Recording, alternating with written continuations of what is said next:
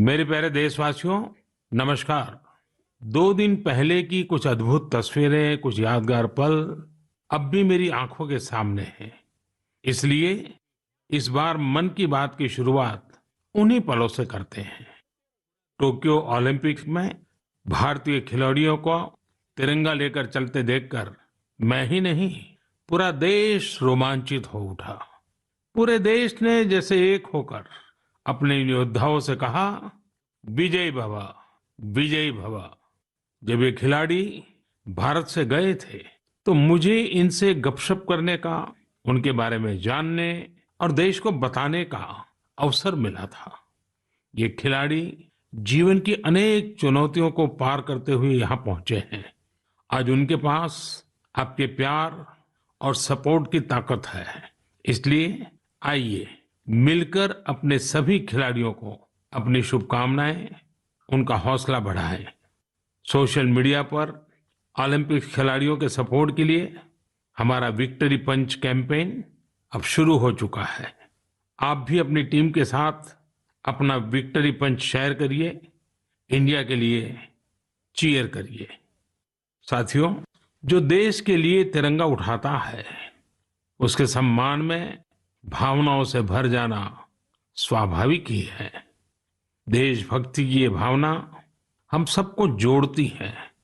कल यानी 26 जुलाई को करगिल विजय दिवस भी है। करगिल का युद्ध भारत की सेनाओं के शौर्य और संयम का ऐसा प्रतीक है जिसे पूरी दुनिया ने देखा है। इस बार ये गौरवशाली दिवस भी अमृत महोत्सव के बीच में मनाया जाएगा, इसलिए ये और भी खास हो जाता है। मैं चाहूंगा कि आप करगिल की रोमांचित कर देने वाली गाथा जरूर पढ़ें। करगिल के वीरों को हम सब नमन करें। साथियों, इस बार 15 अगस्त को देश अपनी आजादी के 75वें साल में प्रवेश कर रहा है। ये हमारा बहुत बड़ा सौभाग्य है कि जिस आजादी के लिए देश ने सदियों का इंतजार किया, उसके 75 वर्ष होने के हम साक्षी बन रहे हैं। आपको याद होगा, आजादी के 75 साल मनाने के लिए 12 मार्च को बापू के साबरमती आश्रम से अमृत महोत्सव की शुरुआत हुई थी। इसी दिन बापू की दांडी यात्रा को भी पुनर्जीवित किया गया था। तब से जम्मू कश्मीर से लेकर पुडुचेरी तक, गुजरात से लेकर पूर्वोत्तर तक देश भर में अमृत महोत्सव से जुड़े कार्यक्रम चल रहे हैं। कई ऐसी घटनाएं, ऐसे स्वाधीनता सेनानी जिनका योगदान तो बहुत बड़ा है लेकिन उतनी चर्चा नहीं हो पाई, आज लोग उनके बारे में भी जान पा रहे हैं। अब जैसे मोइरांग डे को ही लीजिए।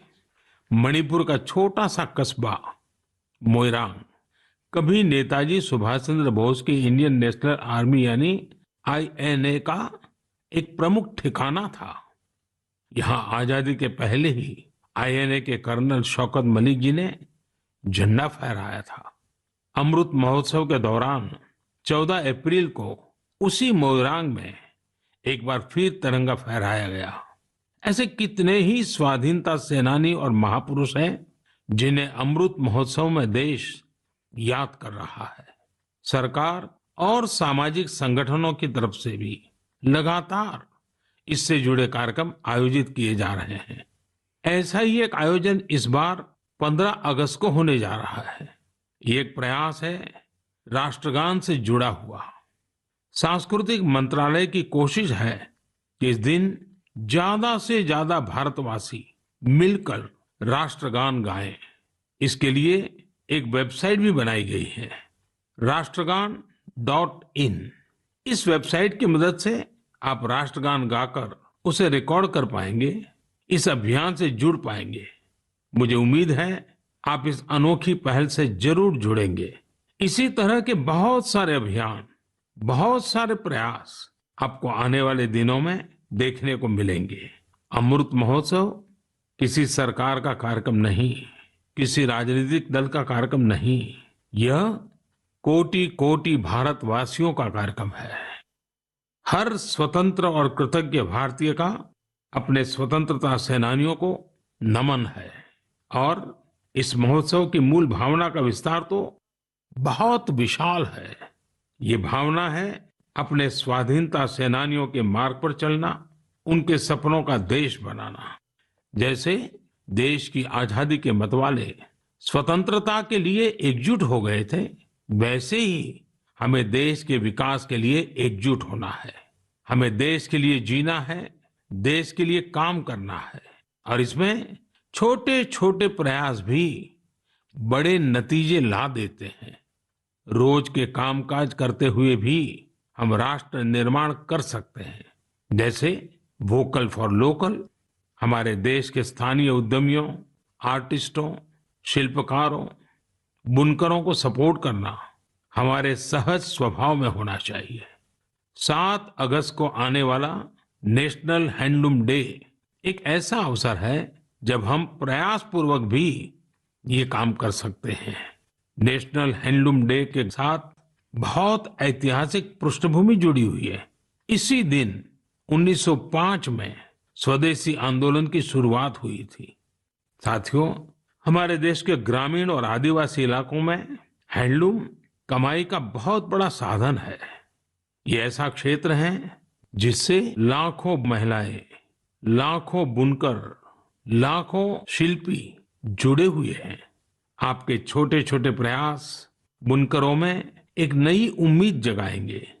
आप स्वयं कुछ न कुछ खरीदें और अपनी बात दूसरों को भी बताएं। और जब हम आजादी के 75 साल मना रहे हैं, तब तो इतना करना हमारी जिम्मेवारी बनती ही है भाइयों। आपने देखा होगा, साल 2014 के बाद से ही मन की बात में हम अक्सर खादी की बात करते हैं। ये आपका ही प्रयास है कि आज देश में खादी की बिक्री कई गुना बढ़ गई है। क्या कोई सोच सकता था कि खादी के किसी स्टोर से एक दिन में 1 करोड़ रुपए से अधिक की बिक्री हो सकती है? लेकिन आपने ये भी कर दिखाया है। आप जब भी कहीं पर खादी का कुछ खरीदते हैं तो इसका लाभ हमारे गरीब बुनकर भाइयों बहनों को ही होता है। इसलिए खादी खरीदना एक तरह से जन सेवा भी है, देश सेवा भी है।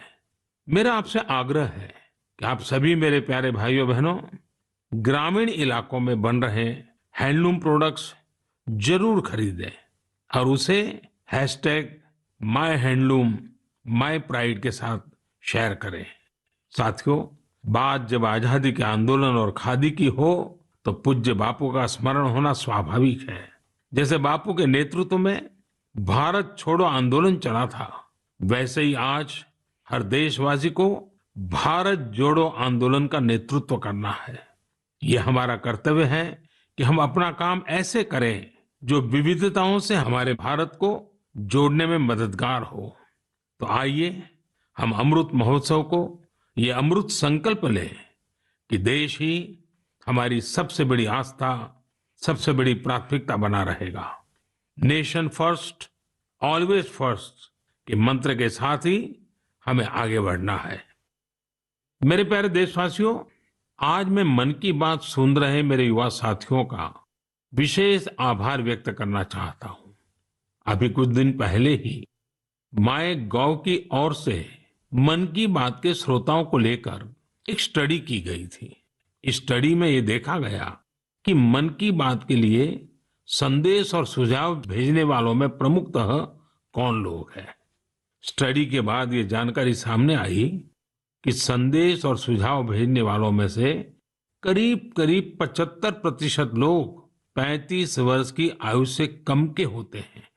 यानी भारत की युवा शक्ति के सुझाव मन की बात को दिशा दे रहे हैं। मैं इसे बहुत अच्छे संकेत के रूप में देखता हूं। मन की बात एक ऐसा माध्यम है जहां सकारात्मकता है, संवेदनशीलता है। मन की बात में हम पॉजिटिव बातें करते हैं। इसका कैरेक्टर कलेक्टिव है। सकारात्मक विचारों और सुझावों के लिए भारत के युवाओं की ये सक्रियता मुझे आनंदित करती है। मुझे इस बात की भी खुशी है कि मन की बात के माध्यम से मुझे युवाओं के मन को भी जानने का अवसर मिलता है। साथियों, आप लोगों से मिले सुझाव ही मन की बात की असली ताकत है। आपके सुझाव ही मन की बात के माध्यम से भारत की विविधता को प्रकट करते हैं, भारतवासियों के सेवा और त्याग की खुशबू को चारों दिशाओं में फैलाते हैं, हमारे मेहनत कश युवाओं के इनोवेशन से सबको प्रेरित करते हैं। मन की बात में आप कई तरह के आइडियाज भेजते हैं। हम सभी पर तो चर्चा नहीं कर पाते, लेकिन उनमें से बहुत से आइडियाज को मैं संबंधित विभागों को जरूर भेजता हूं, ताकि उन पर आगे काम किया जा सके। साथियों, मैं आपको साई प्रणीत जी के प्रयासों के बारे में बताना चाहता हूं। साई प्रणीत जी एक सॉफ्टवेयर इंजीनियर है, आंध्र प्रदेश के रहने वाले हैं। पिछले वर्ष उन्होंने देखा कि उनके यहाँ मौसम की मार की वजह से किसानों को काफी नुकसान उठाना पड़ा था। मौसम विज्ञान में उनकी दिलचस्पी बरसों से थी, इसलिए उन्होंने अपनी दिलचस्पी और अपने टैलेंट को किसानों की भलाई के लिए इस्तेमाल करने का फैसला किया। अब वे अलग अलग डेटा सोर्सेज से वेदर डेटा खरीदते हैं, उसका विश्लेषण करते हैं और स्थानीय भाषा में अलग अलग माध्यमों से किसानों के पास जरूरी जानकारी पहुंचाते हैं। वेदर अपडेट्स के अलावा प्रणीत जी अलग अलग क्लाइमेट कंडीशंस में लोगों को क्या करना चाहिए गाइडेंस भी देते हैं। खासकर बाढ़ से बचने के लिए या फिर तूफान या बिजली गिरने पर कैसे बचा जाए, इस बारे में भी वो लोगों को बताते हैं। साथियों, एक और इस नौजवान सॉफ्टवेयर इंजीनियर का ये प्रयास दिल को छूने वाला है, तो दूसरी ओर हमारे एक साथी के द्वारा किया जा रहा टेक्नोलॉजी का उपयोग भी आपको अचंभित कर देगा। ये साथी हैं ओडिशा के संबलपुर जिले के एक गांव में रहने वाले श्रीमान इसाक मुंडा जी। इसाक जी कभी एक दिहाड़ी मजदूर के रूप में काम करते थे, लेकिन अब वे एक इंटरनेट सेंसेशन बन गए हैं।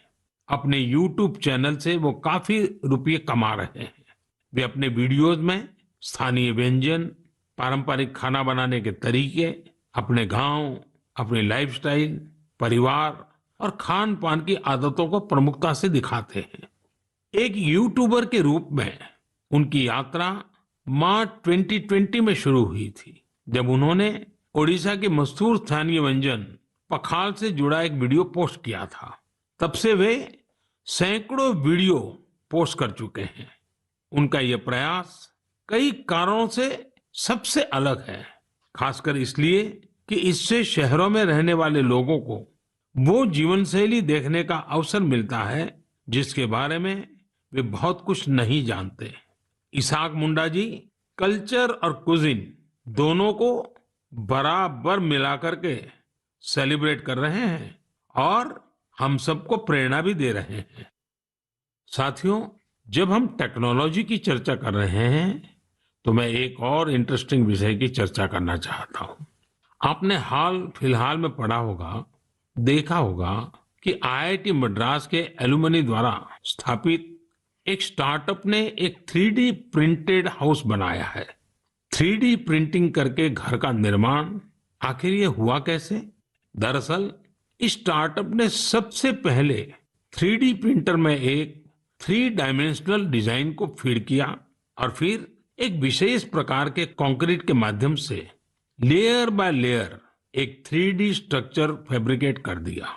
आपको यह जानकर खुशी होगी कि देश भर में इस प्रकार के कई प्रयोग हो रहे हैं। एक समय था जब छोटे छोटे कंस्ट्रक्शन के काम में भी वर्षों लग जाते थे, लेकिन आज टेक्नोलॉजी की वजह से भारत में स्थिति बदल रही है। कुछ समय पहले हमने दुनिया भर की ऐसी इनोवेटिव कंपनीज को आमंत्रित करने के लिए एक global housing technology challenge launch किया था। ये देश में अपनी तरह का अलग तरह का अनोखा प्रयास है, इसलिए हमने इन्हें लाइट हाउस प्रोजेक्ट्स का नाम दिया। फिलहाल देश में 6 अलग अलग जगहों पर लाइट हाउस प्रोजेक्ट्स पर तेजी से काम चल रहा है। इन लाइट हाउस प्रोजेक्ट्स में मॉडर्न टेक्नोलॉजी और इनोवेटिव तौर तरीकों का इस्तेमाल किया जाता है। इससे कंस्ट्रक्शन का टाइम कम हो जाता है, साथ ही जो घर बनते हैं वो अधिक टिकाऊ, किफायती और आरामदायक होते हैं। मैंने हाल ही में ड्रोन्स के जरिए इन प्रोजेक्ट्स की समीक्षा भी की और कार्य की प्रगति को लाइव देखा। इंदौर के प्रोजेक्ट में ब्रिक और मोर्टार वॉल्स की जगह pre fabricated sandwich panel system का इस्तेमाल किया जा रहा है। राजकोट में लाइट हाउस फ्रेंच टेक्नोलॉजी से बनाए जा रहे हैं, जिनमें टनल के जरिए मोनोलिथिक कंक्रीट कंस्ट्रक्शन टेक्नोलॉजी का इस्तेमाल हो रहा है। इस टेक्नोलॉजी से बने घर आपदाओं का सामना करने में कहीं अधिक सक्षम होंगे। चेन्नई में अमेरिका और फिनलैंड की technologies precast concrete system का उपयोग किया जा रहा है। इससे मकान जल्दी भी बनेंगे और लागत भी कम आएगी। रांची में जर्मनी के 3D कंस्ट्रक्शन सिस्टम का प्रयोग करके घर बनाए जाएंगे। इसमें हर कमरे को अलग से बनाया जाएगा, फिर पूरे स्ट्रक्चर को उसी तरह जोड़ा जाएगा जैसे ब्लॉक टॉयज को जोड़ा जाता है। अगरतला में न्यूजीलैंड की टेक्नोलॉजी का उपयोग कर स्टील फ्रेम के साथ मकान बनाए जा रहे हैं जो बड़े भूकंप को झेल सकते हैं। वहीं लखनऊ में कनाडा की टेक्नोलॉजी का इस्तेमाल किया जा रहा है। इसमें प्लास्टर और पेंट की जरूरत नहीं होगी और तेजी से घर बनाने के लिए पहले से ही तैयार दीवारों का प्रयोग किया जाएगा। साथियों, आज देश में ये प्रयास हो रहा है कि ये प्रोजेक्ट इंक्यूबेशन सेंटर्स की तरह काम करे। इससे हमारे प्लानर्स, आर्किटेक्ट्स, इंजीनियर्स और स्टूडेंट्स नई टेक्नोलॉजी को जान सकेंगे और उसका एक्सपेरिमेंट भी कर पाएंगे। मैं इन बातों को खास तौर पर अपने युवाओं के लिए साझा कर रहा हूं ताकि हमारे युवा राष्ट्र हित में टेक्नोलॉजी के नए नए क्षेत्रों की ओर प्रोत्साहित हो सके। मेरे प्यारे देशवासियों, आपने अंग्रेजी की एक कहावत सुनी होगी, to learn is to grow, यानी सीखना ही आगे बढ़ना है। जब हम कुछ नया सीखते हैं तो हमारे लिए प्रगति के नए नए रास्ते खुद ब खुद खुल जाते हैं। जब भी कहीं लीक से हटकर कुछ नया करने का प्रयास हुआ है, मानवता के लिए नए द्वार खुले हैं, एक नए युग का आरंभ हुआ है। और आपने देखा होगा, जब कहीं कुछ नया होता है तो उसका परिणाम हर किसी को आश्चर्यचकित कर देता है। अब जैसे कि अगर मैं आपसे पूछूं कि वो कौन से राज्य हैं जिन्हें आप सेब, एप्पल के साथ जोड़ेंगे, तो जाहिर है कि आपके मन में सबसे पहले हिमाचल प्रदेश, जम्मू कश्मीर और उत्तराखंड का नाम आएगा। पर अगर मैं कहूं कि इस लिस्ट में आप मणिपुर को भी जोड़ दीजिए तो शायद आप आश्चर्य से भर जाएंगे। कुछ नया करने के जज्बे से भरे युवाओं ने मणिपुर में ये कारनामा कर दिखाया है। आजकल मणिपुर के उखरुल जिले में सेब की खेती जोर पकड़ रही है। यहाँ के किसान अपने बागानों में सेब उगा रहे हैं। सेब उगाने के लिए इन लोगों ने बाकायदा हिमाचल जाकर ट्रेनिंग भी ली है। इनमें से एक हैं टीएस रिंग फामियोंग। ये पैसे से एक एरोनॉटिकल इंजीनियर है। उन्होंने अपनी पत्नी श्रीमती टीएस एंजल के साथ मिलकर सेब की पैदावार की है। इसी तरह अवुंगशी शिमरे ऑगस्टिन ने भी अपने बागान में सेब का उत्पादन किया है। अवुंगशी दिल्ली में जॉब करती थी। ये छोड़कर वो अपने गांव लौट गई और सेब की खेती शुरू की। मणिपुर में आज ऐसे कई एप्पल ग्रोवर हैं जिन्होंने कुछ अलग और नया करके दिखाया है। साथियों, हमारे आदिवासी समुदाय में बेर बहुत लोकप्रिय रहा है। आदिवासी समुदायों के लोग हमेशा से बेर की खेती करते रहे हैं, लेकिन कोविड-19 महामारी के बाद इसकी खेती विशेष रूप से बढ़ती जा रही है। त्रिपुरा के उनाकोटी के ऐसे ही 32 साल के मेरे युवा साथी हैं विक्रमजीत चकमा। उन्होंने बेर की खेती की शुरुआत कर काफी मुनाफा भी कमाया है और अब तो लोगों को बेर की खेती करने के लिए प्रेरित भी कर रहे हैं। राज्य सरकार भी ऐसे लोगों की मदद के लिए आगे आई है। सरकार द्वारा इसके लिए कई विशेष नर्सरी बनाई गई है ताकि बेर की खेती से जुड़े लोगों की मांग पूरी की जा सके। खेती में इनोवेशन हो रहे हैं तो खेती के बाय प्रोडक्ट्स में भी क्रिएटिविटी देखने को मिल रही है। साथियों, मुझे उत्तर प्रदेश के लखीमपुर खीरी में किए गए एक प्रयास के बारे में भी पता चला है। कोविड के दौरान ही लखीमपुर खीरी में एक अनोखी पहल हुई है। वहां महिलाओं को केले के बेकार तनों से फाइबर बनाने की ट्रेनिंग देने का काम शुरू किया गया। वेस्ट में से बेस्ट करने का मार्ग। केले के तने को काटकर मशीन की मदद से बनाना फाइबर तैयार किया जाता है, जो जूट या सन की तरह होता है। इस फाइबर से हैंडबैग, चटाई, दरी, कितनी ही चीजें बनाई जाती हैं। इससे एक तो फसल के कचरे का इस्तेमाल शुरू हो गया, वहीं दूसरी तरफ गांव में रहने वाली हमारी बहनों बेटियों को आय का एक और साधन मिल गया। बनाना फाइबर के इस काम से एक स्थानीय महिला को 400 से 600 रुपये प्रतिदिन की कमाई हो जाती है। लखीमपुर खीरी में सैकड़ों एकड़ जमीन पर केले की खेती होती है। केले की फसल के बाद आमतौर पर किसानों को इसके तने को फेंकने के लिए अलग से खर्च करना पड़ता था। अब उनके पैसे भी बच जाते हैं। यानी आम के आम, गुठलियों के दाम। ये कहावत यहाँ बिल्कुल सटीक बैठती है। साथियों, एक और बनाना फाइबर से प्रोडक्ट्स बनाए जा रहे हैं, वहीं दूसरी तरफ केले के आटे से डोसा और गुलाब जामुन जैसे स्वादिष्ट व्यंजन भी बन रहे हैं। कर्नाटक के उत्तर कन्नड़ और दक्षिण कन्नड़ जिलों में महिलाएं यह अनूठा कार्य कर रही हैं। ये शुरुआत भी कोरोना काल में ही हुई है। इन महिलाओं ने न सिर्फ केले के आटे से डोसा, गुलाब जामुन जैसी चीजें बनाई, बल्कि इनकी तस्वीरों को सोशल मीडिया पर शेयर भी किया है। जब ज्यादा लोगों को केले के आटे के बारे में पता चला, तो उसकी डिमांड भी बढ़ी और इन महिलाओं की आमदनी भी। लखीमपुर खीरी की तरह यहाँ भी इस इनोवेटिव आइडिया को महिलाएं ही लीड कर रही हैं। साथियों, ऐसे उदाहरण जीवन में कुछ नया करने की प्रेरणा बन जाते हैं। आपके आसपास भी ऐसे अनेक लोग होंगे। जब आपका परिवार मन की बातें कर रहा हो, तो आप इन्हें भी अपनी गपशप का हिस्सा बनाइए। कभी समय निकालकर बच्चों के साथ ऐसे प्रयासों को देखने भी जाइए, और अवसर मिल जाए तो खुद भी ऐसा कुछ कर दिखाइए। और हाँ, यह सब आप मेरे साथ नमो ऐप या माई गॉव पर साझा करेंगे तो मुझे और अच्छा लगेगा।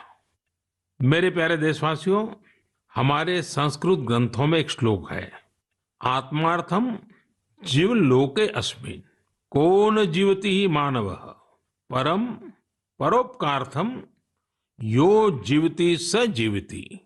अर्थात अपने लिए तो संसार में हर कोई जीता है, लेकिन वास्तव में वही व्यक्ति जीता है जो परोपकार के लिए जीता है। भारत माँ के बेटे बेटियों के परोपकारिक प्रयासों की बातें, यही तो मन की बात है। आज भी ऐसे ही कुछ और साथियों के बारे में हम बात करते हैं। एक साथी चंडीगढ़ शहर के हैं।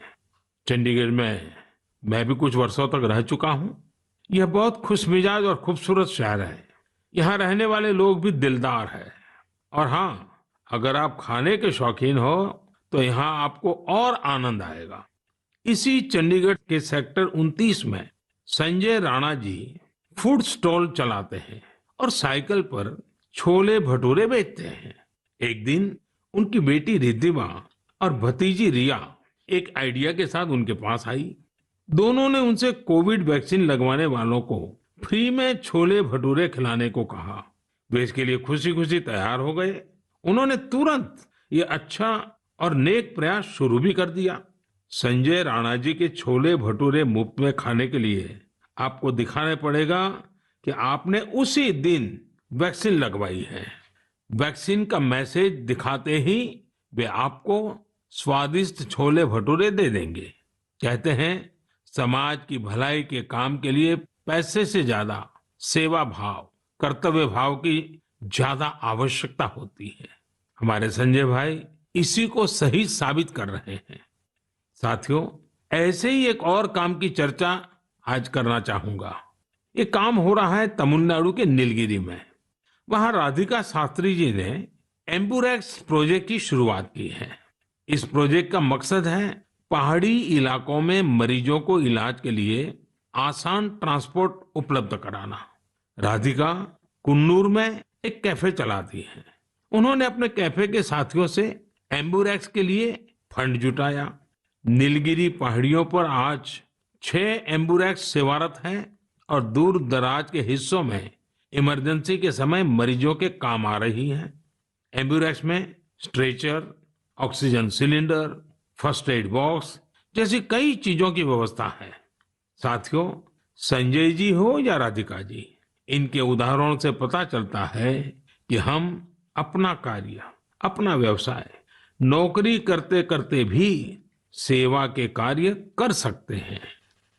साथियों, कुछ दिन पहले एक बहुत ही इंटरेस्टिंग और बहुत ही इमोशनल इवेंट हुआ, जिससे भारत जॉर्जिया मैत्री को नई मजबूती मिली। इस समारोह में भारत ने सेंट क्वीन केटेवान के होली रेलिक यानी उनके पवित्र स्मृति चिन्ह को जॉर्जिया की सरकार और वहां की जनता को सौंपा। इसके लिए हमारे विदेश मंत्री स्वयं वहां गए थे। बहुत ही भावुक माहौल में हुए इस समारोह में जॉर्जिया के राष्ट्रपति, प्रधानमंत्री, अनेक धर्मगुरु और बड़ी संख्या में जॉर्जिया के लोग उपस्थित थे। इस कार्यक्रम में भारत की प्रशंसा में जो शब्द कहे गए वो बहुत ही यादगार है। इस एक समारोह ने दोनों देशों के साथ ही गोवा और जॉर्जिया के बीच के संबंधों को भी और प्रगाढ़ कर दिया है। ऐसा इसलिए क्योंकि सेंट क्वीन केटेवान के ये पवित्र अवशेष 2005 में गोवा के सेंट ऑगस्टिन चर्च से मिले थे। साथियों, आपके मन में सवाल होगा कि ये सब क्या है, ये कब और कैसे हुआ? दरअसल ये आज से 400-500 साल पहले की बात है। क्वीन केटेवान जॉर्जिया के राज परिवार की बेटी थी। 10 साल के कारावास के बाद 1624 में वो शहीद हो गई थी। एक प्राचीन पुर्तगाली दस्तावेज के मुताबिक सेंट क्वीन केटेवान की अस्थियों को ओल्ड गोवा के सेंट ऑगस्टिनियन कॉन्वेंट पे रखा गया था, लेकिन लंबे समय तक यह माना जाता रहा कि गोवा में दफनाए गए उनके अवशेष 1930 के भूकंप में गायब हो गए थे। भारत सरकार और जॉर्जिया के इतिहासकारों, रिसर्चर्स, आर्कियोलॉजिस्ट और जॉर्जियन चर्च के दशकों के अथक प्रयासों के बाद 2005 में उन पवित्र अवशेषों को खोजने में सफलता मिली थी। यह विषय जॉर्जिया के लोगों के लिए बहुत ही भावनात्मक है। इसलिए उनके हिस्टोरिकल, रिलीजियस और स्पिरिचुअल सेंटिमेंट्स को ध्यान में रखते हुए भारत सरकार ने इन अवशेषों का एक अंश जॉर्जिया के लोगों को भेंट में देने का निर्णय लिया। भारत और जॉर्जिया के साझे इतिहास के इस अनूठे पक्ष को संजोए रखने के लिए मैं आज गोवा के लोगों को हृदय से धन्यवाद देना चाहूंगा। गोवा कई महान आध्यात्मिक धरोहरों की भूमि रही है। सेंट ऑगस्टिन चर्च यूनेस्को की world heritage site, churches and convents of Goa का एक हिस्सा है। मेरे प्यारे देशवासियों, जॉर्जिया से अब मैं आपको सीधे सिंगापुर लेकर चलता हूं, जहां इस महीने की शुरुआत में एक और गौरवशाली अवसर सामने आया। सिंगापुर के प्रधानमंत्री और मेरे मित्र ली सेन लुंग ने हाल ही में रिनोवेट किए गए सिलाट रोड गुरुद्वारा का उद्घाटन किया। उन्होंने पारंपरिक सिख पगड़ी भी पहनी थी।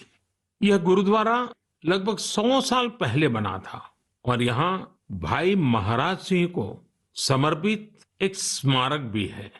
भाई महाराज सिंह जी ने भारत की स्वतंत्रता के लिए लड़ाई लड़ी थी और ये पल आजादी के 75 साल मना रहे हैं तब और अधिक प्रेरक बन जाता है। दो देशों के बीच पीपल टू पीपल कनेक्ट, उसे मजबूती ऐसी ही बातों, ऐसे ही प्रयासों से मिलती है। इनसे यह भी पता चलता है कि सौहार्दपूर्ण माहौल में रहने और एक दूसरे की संस्कृति को समझने का कितना महत्व है। मेरे प्यारे देशवासियों, आज मन की बात में हमने अनेक विषयों की चर्चा की। एक और विषय है जो मेरे दिल के बहुत करीब है। ये विषय है जल संरक्षण का। मेरा बचपन जहां गुजरा वहां पानी की हमेशा से किल्लत रहती थी। हम लोग बारिश के लिए तरसते थे और इसलिए पानी की एक एक बूंद बचाना हमारे संस्कारों का हिस्सा रहा है। अब जनभागीदारी से जल संरक्षण इस मंत्र ने वहां की तस्वीर बदल दी है। पानी की एक एक बूंद को बचाना, पानी की किसी भी प्रकार की बर्बादी को रोकना, ये हमारी जीवन शैली का एक सहज हिस्सा बन जाना चाहिए। हमारे परिवारों की ऐसी परंपरा बन जानी चाहिए जिससे हर एक सदस्य को गर्व हो। साथियों, प्रकृति और पर्यावरण की रक्षा भारत के सांस्कृतिक जीवन में, हमारे दैनिक जीवन में रचा बसा हुआ है। वहीं बारिश और मानसून हमेशा से हमारे विचारों, हमारी फिलॉसफी और हमारी सभ्यता को आकार देते आए हैं। ऋतु संहार और मेघदूत में महाकवि कालिदास ने वर्षा को लेकर बहुत ही सुंदर वर्णन किया है। साहित्य प्रेमियों के बीच ये कविताएं आज भी बेहद लोकप्रिय हैं। ऋग्वेद के पर्जन्य सूक्तम में भी वर्षा के सौंदर्य का खूबसूरती से वर्णन है। इसी तरह श्रीमद् भागवत में भी काव्यात्मक रूप से पृथ्वी, सूर्य और वर्षा के बीच के संबंधों को विस्तार दिया गया है। अष्टौ मासान् निपीतं यद भूम्याः च ओदमयं वसु स्वगोभिः मक्तुम् आरेभे पर्जन्यः काल आगते। अर्थात सूर्य ने 8 महीने तक जल के रूप में पृथ्वी की संपदा का दोहन किया था। अब मानसून के मौसम में सूर्य इस संचित संपदा को पृथ्वी को वापस लौटा रहा है। वाकई मानसून और बारिश का मौसम सिर्फ खूबसूरत और सुहाना ही नहीं होता, बल्कि यह पोषण देने वाला, जीवन देने वाला भी होता है। वर्षा का पानी जो हमें मिल रहा है वो हमारी भावी पीढ़ियों के लिए है। ये हमें कभी भूलना नहीं चाहिए। आज मेरे मन में ये विचार आया कि क्यों न इन रोचक संदर्भों के साथ ही मैं अपनी बात समाप्त करूं। आप सभी को आने वाले पर्वों की बहुत बहुत शुभकामनाएं। पर्व और उत्सवों के समय ये जरूर याद रखिएगा कि कोरोना अभी हमारे बीच से गया नहीं है। कोरोना से जुड़े प्रोटोकॉल आपको भूलने नहीं है। आप स्वस्थ और प्रसन्न रहें। बहुत बहुत धन्यवाद।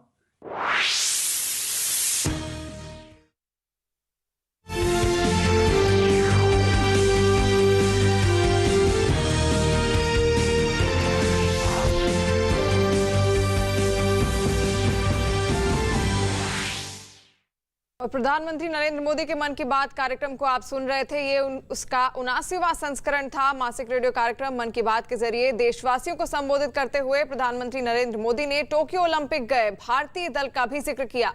उन्होंने कहा कि टोक्यो ओलंपिक में भारतीय खिलाड़ियों को तिरंगा लेकर चलते देखी मैं ही नहीं, पूरा देश रोमांचित हो उठा।